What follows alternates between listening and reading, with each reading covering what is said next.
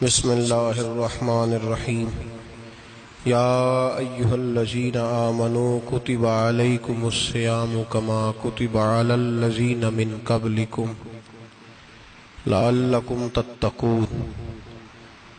قال النبی صلی اللہ علیہ وسلم لکل شیء زکاۃ وزکاۃ الجسد الصوم، او کما قال صلی اللہ علیہ وسلم صدق اللہ العظیم وصدق رسولہ النبی الکریم۔ ان اللہ وملائکتہ یصلون علی النبی یا ایہا الذین آمنوا صلوا علیہ وسلموا تسلیما۔ اللہم صل علی سیدنا ومولانا محمد معدن الجود والکرم وآلہ وصحبہ وبارک وسلم۔ حمد و صلاۃ کے بعد قرآن مجید سورہ بقرہ، اللہ تبارک و تعالی نے ارشاد فرمایا یا ایھا الذین آمنوا کتب علیکم الصیام، اے ایمان والو تم پر روزے فرض کیے گئے، کما کتب علی الذین من قبلکم، اسی طرح جس طرح تم سے پہلے لوگوں پر فرض کیے گئے تھے، لعلکم تتقون، تاکہ تم پرہیزگار ہو جاؤ، متقی ہو جاؤ، اللہ سے ڈرنے والے بن جاؤ، گناہوں سے بچنے والے بن جاؤ، اپنی زندگی کو رب رسول کے احکامات کی روشنی میں گزارنے والے بن جاؤ۔ روزہ ایک پریکٹس ہے، ایک مجاہدہ ہے، ایک جد و جہد ہے۔ جد و جہد کس چیز کی؟ اللہ کی رضا کے مطابق اپنے آپ کو ڈھالنے کی جد و جہد۔ صوم کا لغوی معنی ہوتا ہے رک جانا۔ حلال رزق سامنے پڑا ہے، حلال مشروب سامنے پڑا ہے، حلال رشتہ بیوی کا موجود ہے، لیکن ان سب چیزوں سے حالت روزہ میں رکنا، اللہ کی رضا کے لیے رکنا، اس کا نام روزہ ہے۔ صوم کا معنی رکنے کے ہیں، پرہیز کرنے کے ہیں، بچنے کے ہیں۔ ہر چیز موجود ہے لیکن اللہ کا حکم نہیں ہے تو لہٰذا کھا نہیں سکتے۔ تو رب فرماتے جب جائز چیزیں تو میری مرضی کے بغیر میرے حکم کے نہیں کھا سکتا، تو نے رکنا ہے تو حرام کیسے کھا لیتا ہے؟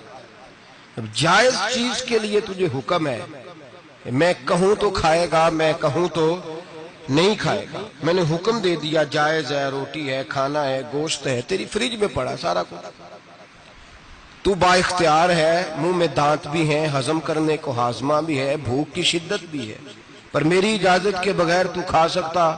روزہ رکھ لیا، اب تجھے حکم نہیں کہ تو کھائے۔ جب جائز چیز میری مرضی کے بغیر نہیں کھا سکتا تو ناجائز کیسے کھائے گا؟ میرے نبی پاک علیہ الصلوۃ والسلام نے اپنے خوبصورت الفاظ کے اندر اس مفہوم کو بیان فرمایا۔ محبوب پاک صلی اللہ علیہ وسلم فرماتے جس نے جھوٹ نہیں چھوڑا، غیبت نہیں چھوڑی، برائی نہیں چھوڑی، اللہ کو اس کے بھوکے پیاسے رہنے کی کوئی ضرورت نہیں۔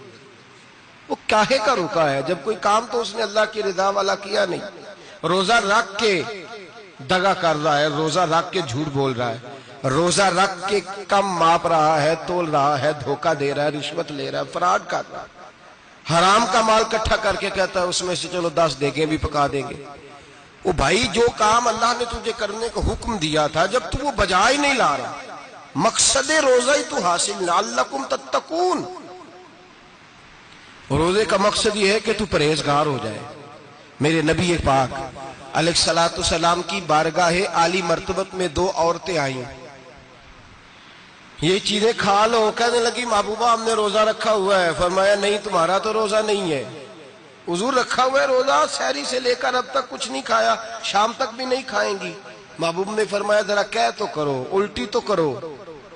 کہہ کی تو ان کے حلق سے خون بھی نکلا اور گوشت کے لوتھڑے بھی نکلے، پھوٹیاں بھی نکلی۔ نبی پاک نے فرمایا وہاں بیٹھ کے تم نے اپنے جاننے والوں کی غیبت نہیں کی، چغلی نہیں کھائی؟ خاموش ہو گئیں، گردنیں جھک گئیں۔ نبی پاک نے فرمایا تم نے قرآن نہیں پڑھا کہ جو اپنے بھائی کی غیبت کرتا ہے وہ مردہ بھائی کا گوشت کھاتا ہے؟ تو گوشت کھا کے بھی تمہارا روزہ رہ گیا۔ کس طرح کا روزہ ہے کہ صاحب روزہ رکھ کے نہ رکھنے والوں پہ تنقید کر رہے ہیں، تراویحاں پڑھ کے نکلے ہیں تو کہتے ہیں میں اکیلا ہی نیک ہوں، باقی تو محلے میں کوئی پڑھتا ہی نہیں۔ یہ کیسا تیرا روزہ ہے کہ تو روزہ رکھ کے تو اس کے مقصد کو نہیں سمجھا؟ لعلکم تتقون، روزہ دار تو وہ ہے کہ روزہ رکھا ہوا ہے، کھانے بھی سے رکا ہے، پینے سے بھی رکا ہے، عمل زوجیہ سے بھی رکا ہے، پھر وہ جھوٹ سے بھی رکے، غیبت سے بھی رکے، بدنگاہی سے بھی رکے، حرام خواری سے بھی رکے ساری چیزوں سے۔ یہ بتلائیے کہ روزے کی حالت میں اپنی بیوی کے پاس جانا منع ہے تو غیر محرم کو دیکھنا جائز ہے؟ ہمارے ٹی وی پہ میں نے پہلے بھی کہا تھا کہ ہم ٹھیکیدار اور ذمہ دار نہیں ہیں مذہب کے۔ یہاں ہمارے آنے سے پہلے بھی کوئی بیٹھا تھا، ہم مریں گے تو یہاں ہم سے بڑے بڑے نیک لوگ بیٹھیں گے، کوئی بندہ ذمہ دار نہیں ہے۔ بڑے بڑے کج کلا، صاحب جبہ و دستار، بڑے بڑے صاحب بصیرت، آئمہ، فقہاء، علماء، زعماء، نقباء، صوفیاء، اولیاء، غوث، کتب، ابدال، اوتاد، کتب الاقطاب، جانے کون کون آئے، علماء آئے، مفسرین آئے، محدثین آئے، گزر گئے۔ ہم تو خاک نشین لوگ ہیں، تھوڑا کام کرنے والے، تھوڑی صلاحیت رکھنے والے۔ لیکن بھائی اگر کرتے ہیں تو ایک کام کرتے ہیں، ساتھ دوسرا نہیں کرتے۔ یہ کس طرح کا دین سکھانے لوگ نکلے کہ شوال سے لے کر شعبان تک گانا سنایا جائے گا، شعبان سے لے کر شوال تک ناچ گانا کیا جائے گا، شوال سے لے کر شعبان تک دھما چوکڑی ہوگی، رمضان آئے گا تو حدیثیں سنائی جائیں گی، رمضان آئے گا تو لوگوں کو قرآن پڑھ کے سنایا جائے گا۔ یہ مذہب بانج نہیں ہے کہ گویے مذہب سکھائیں گے، ایکٹر مذہب سکھائیں گے۔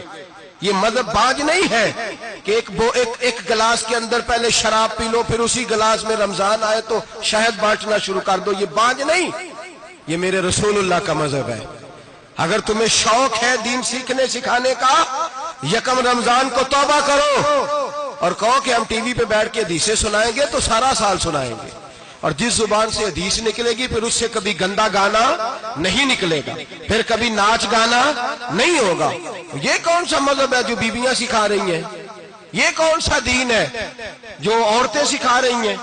میرے رسول پاک صلی اللہ تعالی علیہ وآلہ وسلم کا وہ مذہب ہے کہ میرے اعلیٰ حضرت فاضل بریلوی رحمت اللہ علیہ نے فرمایا، مرد کے لیے جائز نہیں کہ وہ عورت کی زبان سے میلاد بھی سنے، نعت بھی سنے۔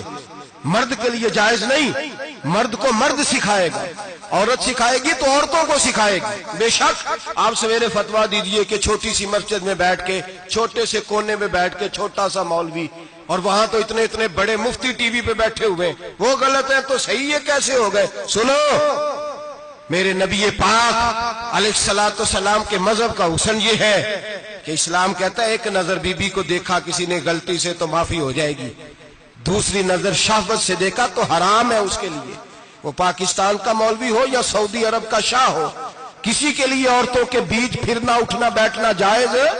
میرے نبی پاک صلی اللہ تعالی علیہ وسلم نے فرمایا ہے میں عورتوں سے مصافحہ کرنے نہیں آیا، اور میرے نبی پاک صلی اللہ علیہ وسلم نے فرمایا ہے، حضور فرماتے لیکن نا کتا بالکل ناپاک نہیں ہوتا، کتے کا تھوک ناپاک ہوتا ہے، یا کتا گیلا ہو جائے تو ناپاک ہوتا ہے، لیکن خنزیر سارا ناپاک ہوتا ہے، کل ناپاک ہے خنزیر۔ نبی پاک نے فرمایا خنزیر بھی ہو اور گند میں لتھڑا ہوا بھی ہو، پیشاب میں لتھڑا ہوا ہو، گوبر میں لتھڑا ہوا ہو، پخانے اور فضلے میں لتھڑا ہوا خنزیر ہو، اس کا جسم تیرے ساتھ ٹکرا جائے تو اتنا برا نہیں جتنا غیر محرم عورت کا وجود تیرے ساتھ ٹکرا جائے تو برا ہے۔ اس حد تک میرے نبی پاک صلی اللہ علیہ وسلم اور گنبد کے معاملے میں فتویٰ دینے والے، یا رسول اللہ کہنے پر کفر کا فتویٰ دینے والے اور بڑی بڑی باتیں کرنے والے خاموش کیوں ہو گئے؟ یا ایھا الذین آمنوا لا تتخذوا اليہود والنصارى اولیاء، رب فرماتا ہے یہودیوں اور عیسائیوں کو دوست نہ بناؤ، یہ تمہارے دوست ہو سکتے، یہ تمہارے سجن ہو سکتے؟ جب عرش کا مالک کہہ رہا ہے سجن نہیں ہو سکتے تو دوستی کی بات کیسے بڑھا رہا ہے؟ یا رسول اللہ ہمارے سجن کون ہو سکتے ہیں؟ فرمایا تمہارا دوست وہ ہو سکتا ہے جو محمد عربی کا غلامی کرنے والا ہو، جو رسول اللہ کی نوکری کرنا ہو دوست ہوگا، دوسرا دوست ہو سکتا؟ کوئی ایکٹر مذہب نہیں سکھائے گا، کوئی گویہ مذہب نہیں سکھائے گا۔ حضرت جناب سیدنا جنید بغدادی، بغداد کے پیر سے کسی نے پوچھا تھا آج سے 1100-1200 سال پہلے، وہ تو زمانہ ویسے نیکی اور پرہیزگاری کا تھا، کہا بابا جی مرد اور عورت نیک ہو، بغیر پردے کے، بغیر حجاب کے، بغیر دیوار کے بیٹھ کر ایک دوسرے کو دین سکھا سکتے ہیں؟ حضرت صاحب بتائیے، مرد اور عورت نیک ہو تو بغیر پردے اور حجاب کے ایک دوسرے کو دین سکھا سکتے ہیں؟ تو حضرت جنید بغدادی فرمانے لگے، سکھانے والا حسن بصری ہو اور سیکھنے والی رابعہ بصری ہو تو پھر بھی بغیر پردے کے بیٹھنے کی اجازت نہیں۔ تو مفتی صاحب کو اجازت کس نے دی؟ مولانا صاحب کو اجازت کس نے دی؟ بڑا وہ نہیں ہوتا جو ٹی وی پہ زیادہ آتا ہے، بڑا وہ ہوتا ہے جو رسول اللہ کے دین پہ عمل زیادہ کرتا ہے۔ حضرت عبداللہ ابن مسعود رضی اللہ تعالیٰ عنہ فرماتے، زیادہ باتیں کرنے والا عالم نہیں ہوتا۔ حضور پھر عالم کون ہوتا ہے؟ فرمایا پڑھو قرآن، انما یخشی اللہ من عبادہ العلماء۔ فرمایا بڑا عالم وہ ہوتا ہے جو اللہ سے زیادہ ڈرتا ہے، اس لیے کہ رب فرماتا ہے میرے بندوں میں سے جو عالم وہ ہے جو اللہ سے زیادہ ڈرتے ہیں، خوف رکھتے ہیں۔ تو میرے بھائی، رمضان المبارک میں بچنا ہے، پرہیز کا وقت ہے، تو کوئی شخص بھی کوئی شو نہ دیکھے، میری منت ہے آپ حضرات، کوئی شو نہ دیکھے۔ عورت کا تو پردہ ہے، تو ہمیں تو تماشے پہ لگا دیا گیا، عجیب قسم کے ایکٹر آ گئے اور مذہب سکھا رہے ہیں۔ میری اپیل ہے آپ سے کہ سحری افطاری کے وقت ٹیلی ویژن بند رکھیں۔ کیا چیز کھول کے رکھیں؟ یا قرآن کھول کے رکھیں یا رسول اللہ کا فرمان کھول کے رکھیں۔ اللہ رسول کی طرف توجہ رکھیں، وہ سیکھنے سکھانے کا وقت ہے۔ چھوڑیں، گویوں سے دین سیکھا جائے گا آپ، ہمیں کوئی شکوہ نہیں، یہ پکی توبہ کریں، سویرے آئیں آ کے دین سکھائیں۔ اور میں ان سے بھی اپیل کروں گا کہ آؤ دین سکھاؤ۔ حضرت فضیل بن عیاض فرماتے ہیں میں ڈاکو تھا، کبھی کبھی چھپ چھپا کے جمعہ پڑھا کرتا تھا، پھر میں نے توبہ کی تو سچی توبہ کی، پھر میں نے توبہ کی تو رب کو راضی کرنے والی توبہ کی، پھر میں نے توبہ کی تو چھوڑی ہر شے، غریبوں کا لوٹا ہوا مال واپس کیا، جس کے پیسے نہ دے سکا اس کے گھر میں جا کے اس کی بھینسوں کو چارہ ڈالا، اس کے اونٹوں کی خدمت کی، میں نے قرضے چکائے۔ فرمایا میں سچی توبہ کر کے مسجد آیا، جس خطیب کے پیچھے میں جمعہ پڑھا کرتا تھا وہ میرے ہاتھ بیعت کر کے مرید ہو گیا۔ اللہ تبارک و تعالیٰ نے اپنے بندوں کے دل میری طرف پھیر دیے، پھر تمہیں اس میں انعام دینے کی ضرورت نہیں پڑے گی، پھر تم کٹیا نشین بن کے بھی دین پھیلاؤ گے تو اللہ اس میں تاثیر پیدا فرما دے گا۔ تو روزے کا معنی رکنا ہے، روزے کا معنی بولیے، روزے کا معنی رکنا۔ کس سے؟ جھوٹ سے، غیبت سے، بدی سے، بدنگاہی، کھانے پینے۔ روزہ کس پہ فرض ہے؟ امیروں پہ کہ غریبوں پہ؟ جی کہنے نے میں میرا تو کام ہی محنت مزدوری والا، میں کیسے روزہ رکھوں؟ میں تو دیہڑی لگاتا ہوں تو روزہ کیسے رکھوں؟ میں نے نہیں کسی حدیث میں پڑھا کہ روزہ وہ رکھے جو دفتر میں بیٹھتا ہے۔ صحابہ کے زمانے میں تو دفتر ہوتے ہی نہیں تھے، کسی جگہ نہیں لکھا ہوا روزہ وہ رکھے گا جو اے سی میں بیٹھتا ہے، تب تو اے سی تھے ہی نہیں۔ حضرت ابوبکر صدیق رضی اللہ تعالیٰ عنہ سے لے کر جناب بلال تک سارے اپنے ہاتھ سے کام کرتے، سارے اپنے ہاتھ سے کام کرتے، سارے۔ حضرت عمر فاروق رضی اللہ تعالیٰ عنہ خلیفہ وقت ہونے کے باوجود مال غنیمت کے اونٹ چرنے جاتے تھے تو چراگاہ میں چھوڑنے میں جاتے تھے، لینے بھی آتے تھے واپس۔ سارے لوگ اپنے ہاتھوں سے مشقت والے کام کرتے، حضرت بلال مزدوری کرتے، سلمان فارسی مزدوری کرتے، مقداد مزدوری کرتے، صحابہ مزدوریاں کرتے، روزے رکھتے۔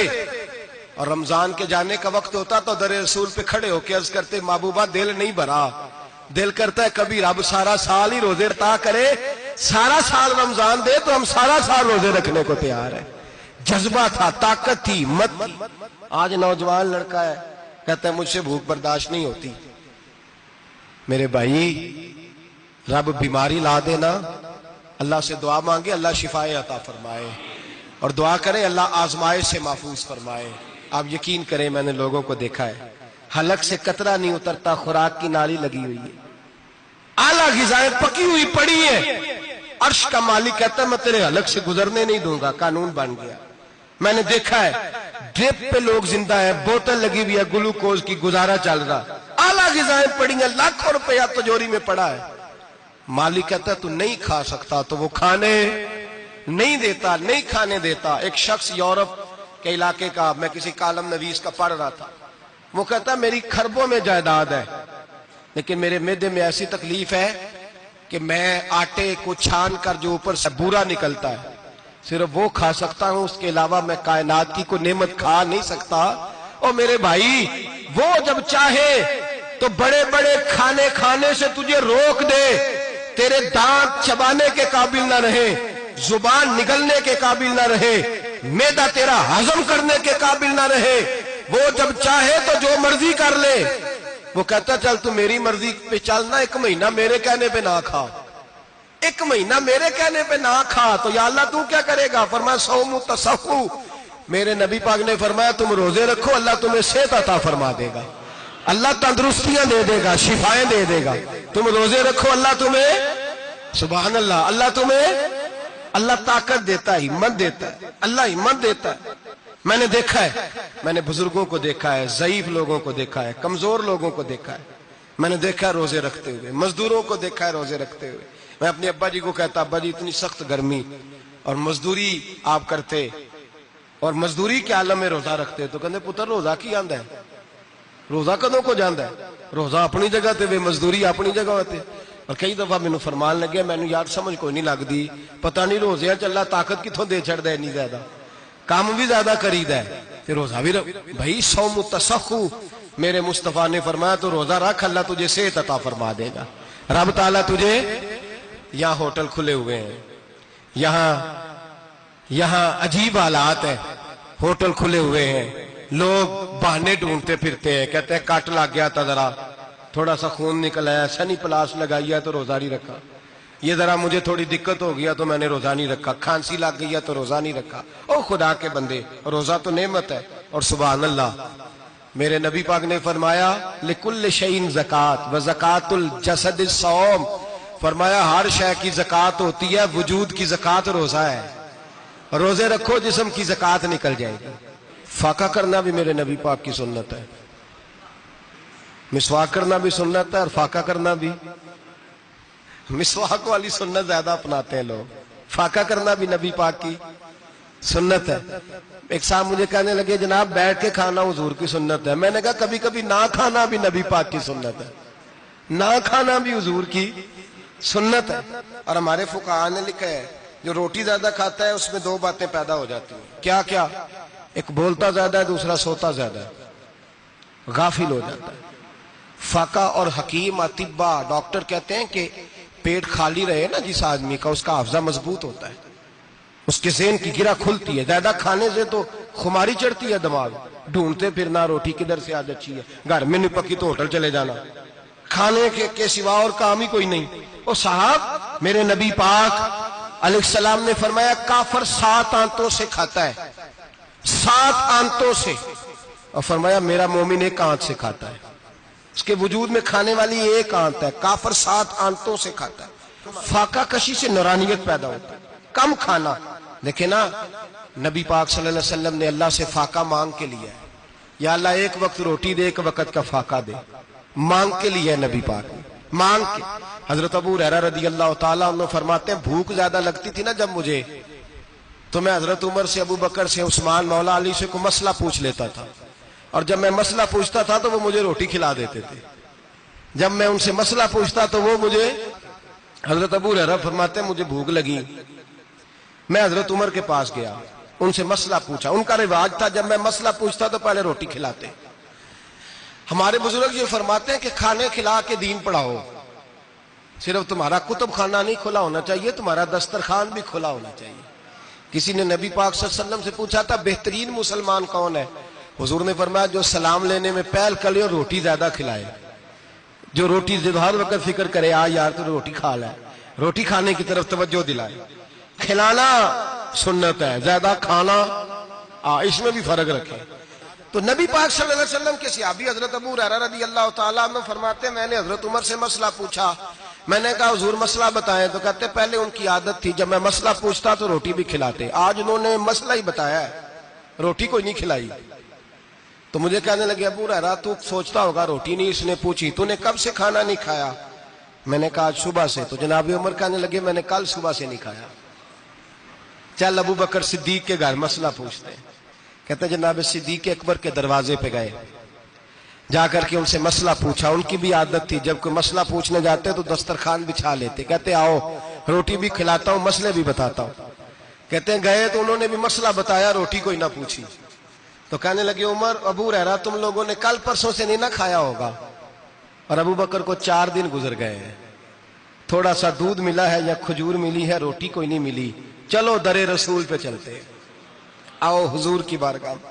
کہتے ہیں نبی پاک کی بارگاہ میں آئے، حضور نے چہرے دیکھے، کریم سے مسئلہ نہیں پوچھنا پڑا، میرے مصطفیٰ کریم نے فرمایا بھوک لگی ہوئی ہے تم تینوں کو؟ 3-4 دن ہو گئے؟ اللہ کے رسول نے فرمایا مجھے پورا ہفتہ ہو گیا ہے۔ سبب کچھ اور ہے جس کو تو خود سمجھتا ہے، زوال بندہ مومن کا بے زری سے نہیں، بھوک نقصان کا وجہ نہیں بنی، وجہ کوئی اور بنی ہے۔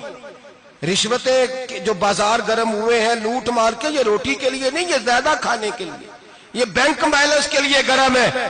یہ لوٹ مار کا مقصد کوٹھیاں بنانا ہے، روٹی کا تو رب کریم کا وعدہ ہے۔ جو روز روتا ہے شام کو کہ میرا کاروبار کوئی نہیں، اصل میں کہتا ہے بنگلہ کوئی نہیں، اصل میں کہتا ہے کار کوئی نہیں، پجاروں کوئی نہیں، روٹی تو اللہ عطا فرماتا ہے، اس کا وعدہ ہے۔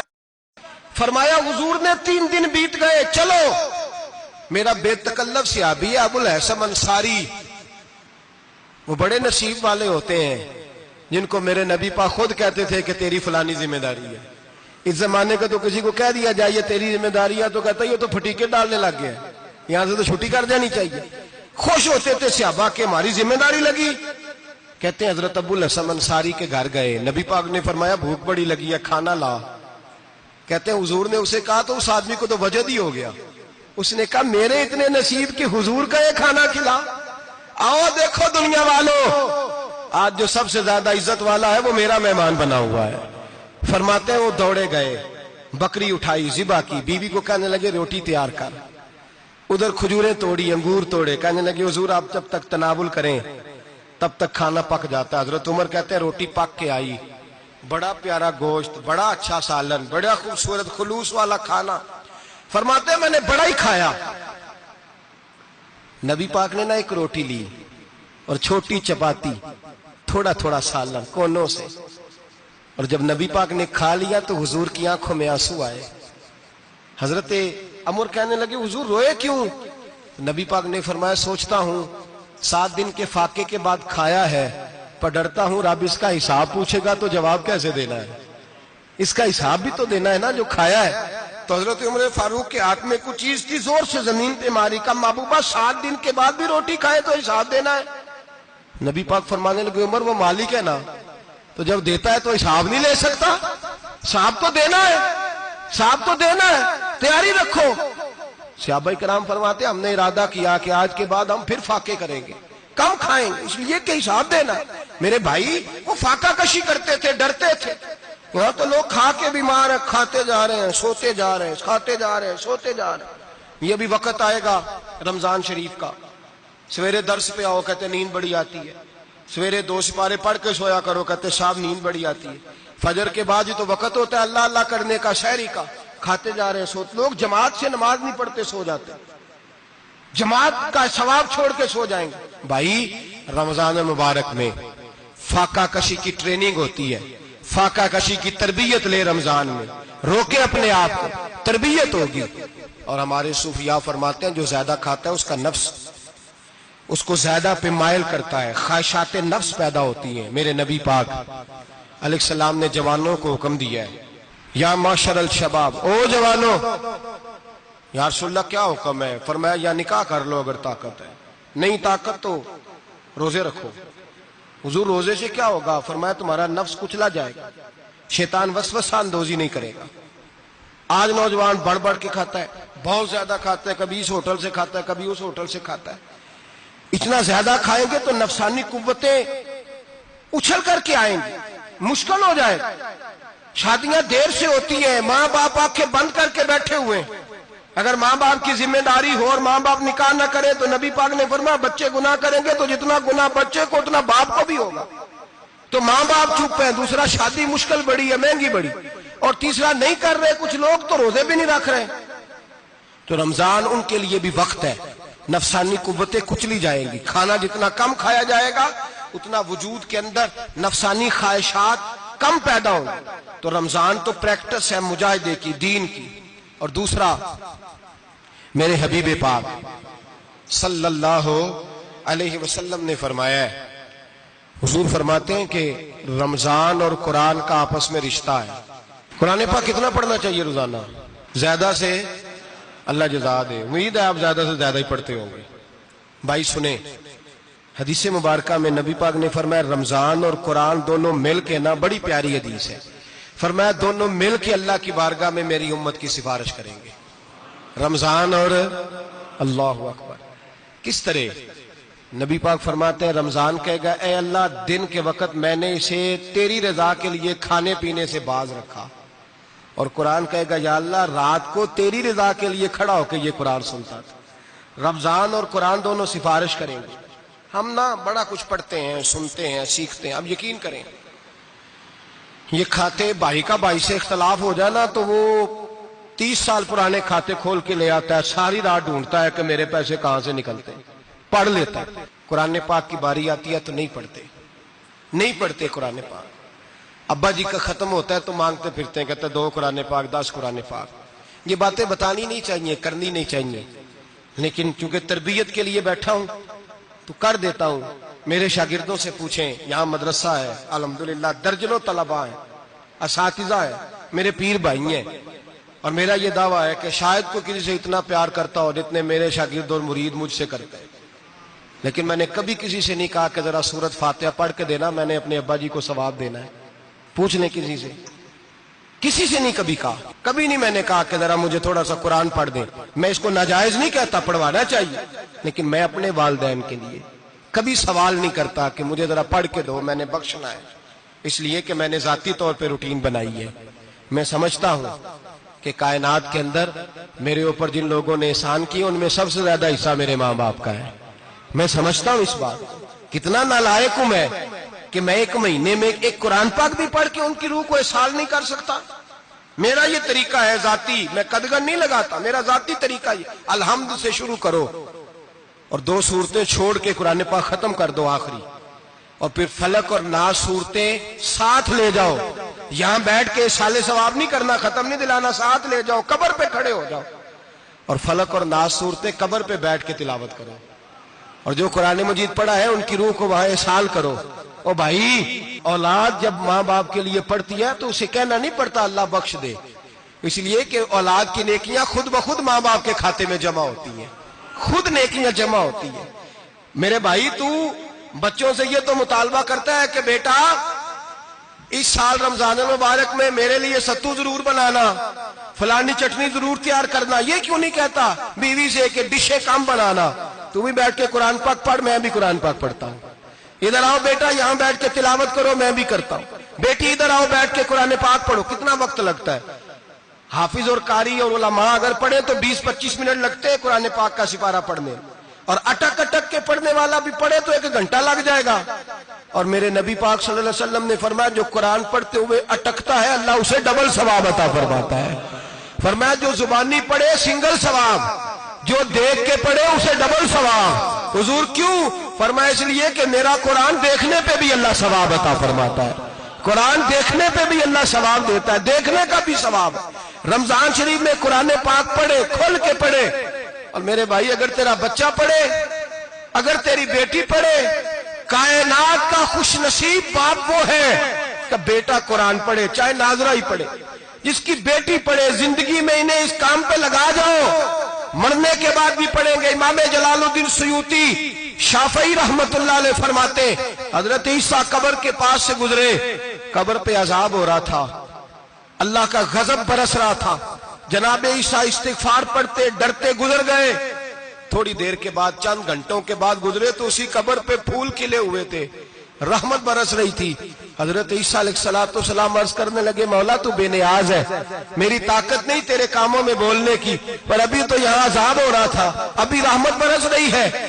جناب عیسیٰ کہتے ہیں آواز خدا بندی آئی، عیسیٰ بندہ بڑا گناہگار تھا، پاپی تھا، مجرم تھا، خطا کار تھا، لیکن جب اس کا انتقال ہوا، اس کی بیوی حاملہ تھی، اس کے پیٹ میں بچہ تھا، بچہ اس کے انتقال کے بعد پیدا ہوا. آج وہ 4-4.5 سال کا ہوا ہے، مکتب میں گیا ہے، مدرسہ میں گیا ہے، استاد نے بسم اللہ شریف پڑھائی ہے. فرمایا اس نے توتلی زبان سے کہا ہے بسم اللہ الرحمن الرحیم. کہ ایسا مجھے بتلا اس زمین پر وہ معصوم جسے ابھی رحمان اور رحیم کہنا نہیں آتا، وہ توتلی زبان سے مجھے رحمان اور رحیم کہے. اور میں اسی زمین پہ اس کے باپ کو عذاب دوں؟ فرمایا اس نے ایک بار رحمان اور رحیم کہا ہے، میں نے اس کی باپ کی قبر کو نور سے معمور فرما دیا ہے، نور سے بھر دی ہے قبر، برکت سے بھر دی ہے۔ اللہ کرے میرے بیٹے بھی قرآن پڑھے، اللہ کرے میری بیٹیاں بھی قرآن پڑھے، اللہ کرے ہم سب کی اولادیں قرآن پاک پڑھے۔ لیکن نا امام اعظم ابو حنیفہ رمضان میں 61 قرآن پاک پڑھتے تھے۔ کتنے؟ 60 ٹیک، اللہ اکبر۔ ایک قرآن پاک دن میں پڑھتے پورا، ایک رات کو پڑھتے، ایک تراویح میں پڑھتے، 61 قرآن پاک امام صاحب پڑھتے۔ آپ فرماتے میں نے چھوڑ دیے سارے وظیفے، میں صرف رسول اللہ کا قرآن پڑھتا ہوں۔ رمضان سارا قرآن پاک، سارا رمضان۔ اب تو عادت ہی نہیں رہی ہمیں قرآن پاک کی۔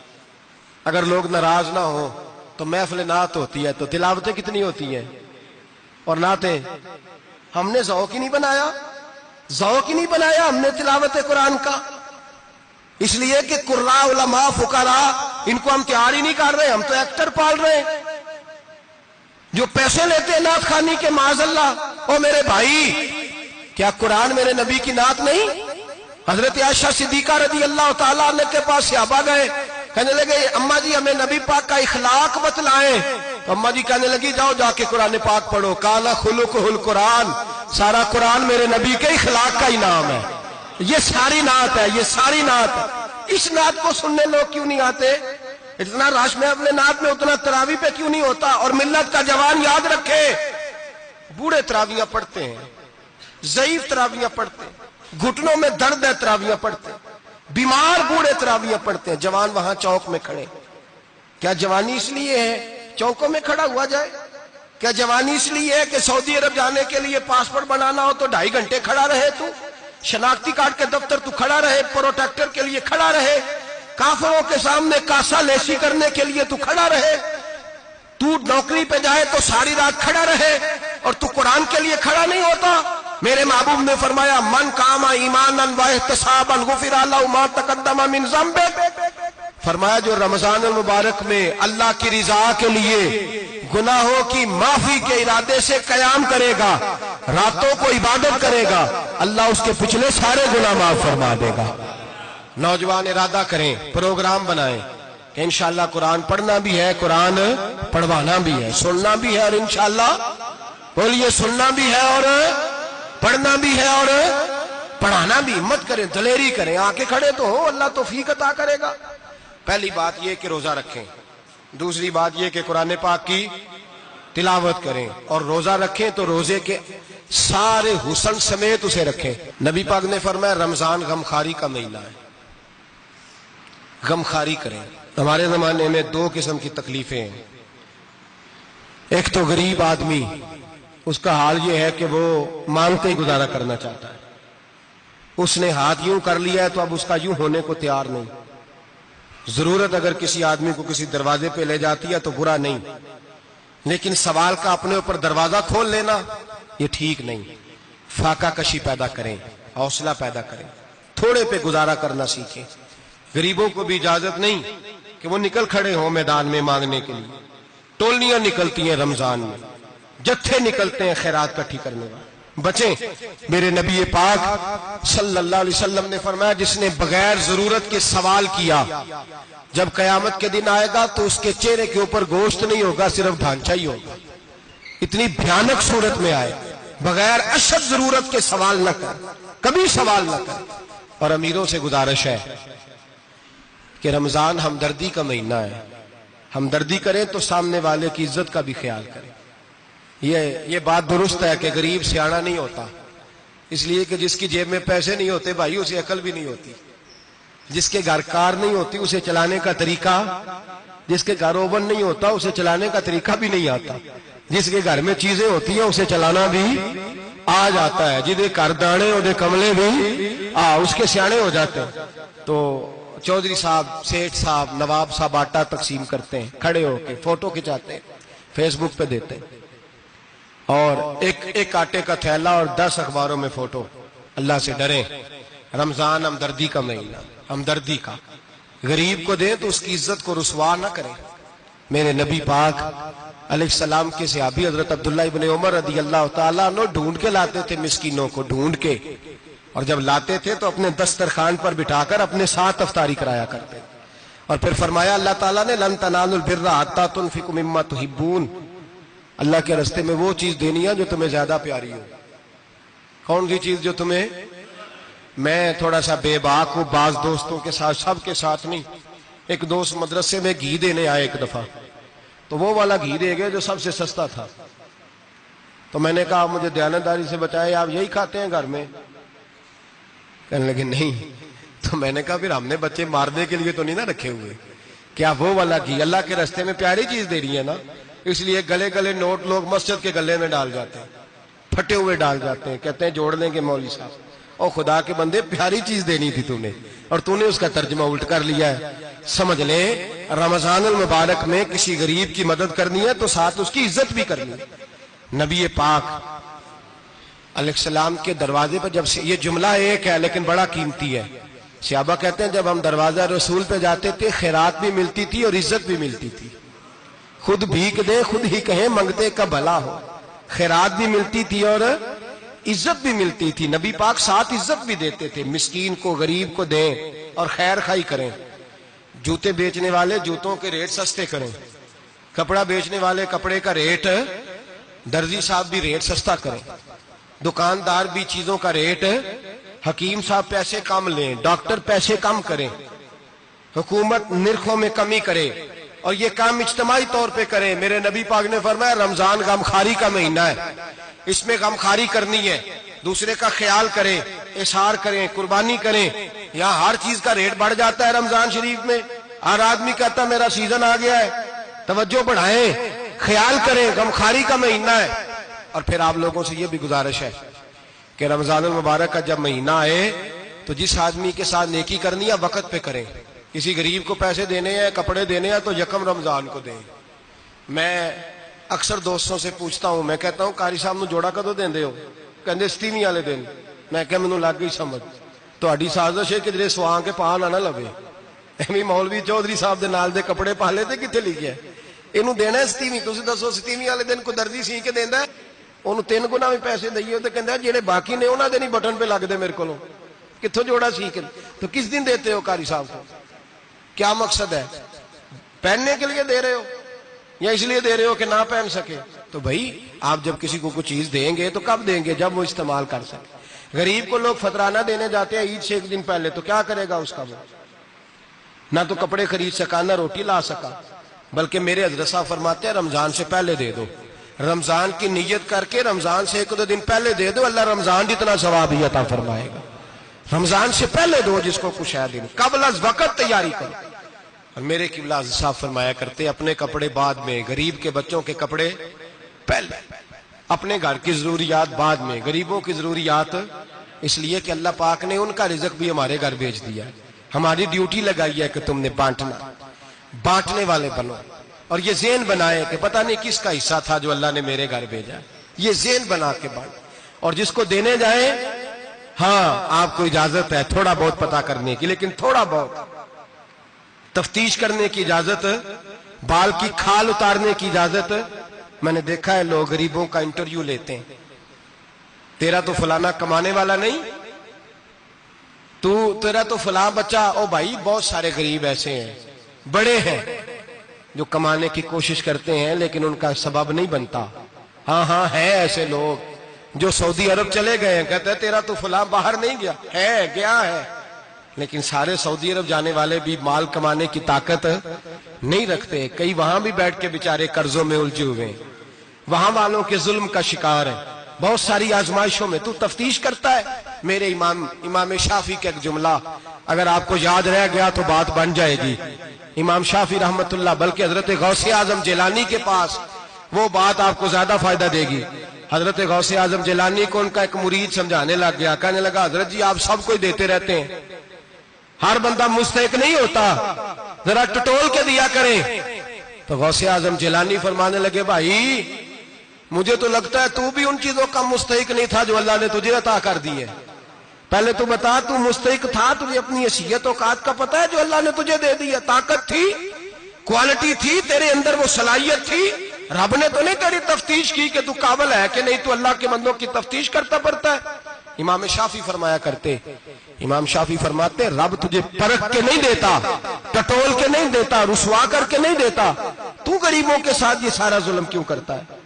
بس پتہ چل گیا وہ ضرورت مند ہے تو دے، اس لیے کہ اجر تجھے غریب نے نہیں دینا، اجر اللہ نے دینا ہے، اور اللہ اجر عمل پہ نہیں دیتا، اللہ تو نیت پہ اجر عطا فرماتا ہے۔ تو نیت دیکھ تیری کس طرح کی، تو میرے بھائی غریب کو دیں، قبل از وقت دیں۔ رمضان مبارک میں چوتھا کام، بات آخری اور چوتھا کام سنیں، رمضان میں دین سیکھیں۔ شیطان قید ہوتا ہے زیادہ سے زیادہ، اور جب آدمیوں کا پیٹ خالی ہوتا ہے نا تو ذہن جو ہوتا ہے نا وہ بھی اس کا فریش ہوتا ہے، اس میں کوشش کریں دین سیکھنے کی۔ میرے نبی کریم صلی اللہ علیہ وسلم نے اس دین کو علم کا دین قرار دیا ہے، شعور کا دین قرار دیا ہے، فہم کا دین قرار دیا ہے۔ نبی پاک صلی اللہ علیہ وسلم نے فرمایا ایک عبادت کرنے والا عشاء کے بعد کھڑا ہو اور فجر تک نماز پڑھتا رہے، ایک عالم دین عشاء پڑھ کے سو جائے اٹھ کے فجر پڑھ لے تو وہ 70 عبادت کرنے والوں کا درجہ زیادہ نہیں، عالم کا درجہ پھر بھی زیادہ ہے، اس عالم دین کا درجہ زیادہ ہے، اس لیے کہ وہ لوگوں کو آگاہی دیتا ہے، شعور بخشتا ہے۔ یہ دین جو ہے یہ، اور نبی پاک صلی اللہ علیہ وسلم نے فرمایا عبادت کرنے والے پر عالم کا درجہ اتنا ہی زیادہ ہے جتنا میرا درجہ اپنے غلاموں پر زیادہ ہے۔ عالم کو حضور نے اتنا بڑا مقام دیا۔ دین سیکھیں، شعور حاصل کریں، یہ فقاہت کا دین ہے، شعور حاصل کرنے کا دین ہے۔ اور نبی پاک صلی اللہ علیہ وسلم نے فرمایا دین کی ایک بات سیکھ لینا 1000 نفل پڑھنے سے زیادہ درجہ رکھتی ہے، دین کی ایک بات سیکھ لینا 1000 جنازے میں شرکت سے زیادہ درجہ رکھتی، دین کی ایک بات سیکھ لینا، میرے نبی پاک صلی اللہ تعالی علیہ وسلم ارشاد فرماتے 1000 مریض کی عیادت کرنے سے زیادہ درجہ رکھتی ہے۔ فرمایا جس نے رات کے ایک لمحے میں دین کی ایک بات سیکھی اللہ اسے ساری رات عبادت کرنے سے زیادہ ثواب عطا فرمائے گا۔ میرے ایسا فرمایا کرتے جب سیکھنے والے کو یہ ثواب ملے گا تو بتائیے سکھانے والے کو کتنا ثواب ملے، اسے اللہ کتنا درد۔ رمضان آ رہا ہے، شیطان قید ہے، دین پھیلانے کی کوشش کریں، جد و جہد کریں۔ بڑی نیند آتی ہے فجر پڑھ کے، لیکن اگر کسی کا ارادہ بن جائے کہ دین سیکھنا بھی ہے اور دین بچوں کو، تو پھر کوئی نیند غلبہ۔ ایک مثال ایک عالم نے سمجھائی، کوئی بزرگ تھے درویش عالم، ان کے پاس ایک عورت آئی، کہنے لگی میں بچوں کو سویرے بڑا جگاتی ہوں، بچے جاگتے نہیں نماز کے لیے۔ بڑا عجیب جواب دیا بزرگوں نے، درویش نے، عالم نے، کہنے لگے بی بی کیوں نہیں جاگتے، جگایا کر، بیدار کیا کر، اٹھایا کر۔ کہنے لگی بڑی جدوجہد کرتی ہوں، اٹھتے نہیں، بیدار نہیں ہوتے۔ اللہ والے تھے نا۔ کہنے لگے یہ بتا اگر اس کمرے میں آگ لگ جائے تو پھر بچوں کو کیسے بیدار کرے گی، آگ سے بچانے کے لیے کیا کرے گی؟ پھر تو بالوں سے پکڑ بھی گھسیٹنا پڑا تو گھسیٹ کے کمرے سے لاؤں گی، پھر تو چوٹیں لگتی ہیں تو لگ جائیں، پھر میں پرواہ نہیں کروں گی۔ آپ فرمانے لگے یوں سمجھ لے جہنم کی آگ جل رہی ہے، اگر تیرے بچے نے نماز نہ پڑھی تو آگ لگ جائے گی، اگر اس نے عبادت نہ کی تو اسے آگ، اب جیسے بھی تجھے اٹھانا پڑتا ہے اٹھا گھسیٹ کے باہر لا، لیکن اس کی نماز قضا۔ نیند بڑی آ رہی ہے سویرے، لیکن اگر دین نہ سیکھا تو مشکل ہو جائے۔ جیسے بھی اپنے آپ کو جگانا چاہیے، ہمت کرنی چاہیے، دلیری کرنی چاہیے۔ ہمیشہ مدحت خیر الانام میں گزرے، دعا ہے یہ عمر درود و سلام میں گزرے۔ آخر دعوانا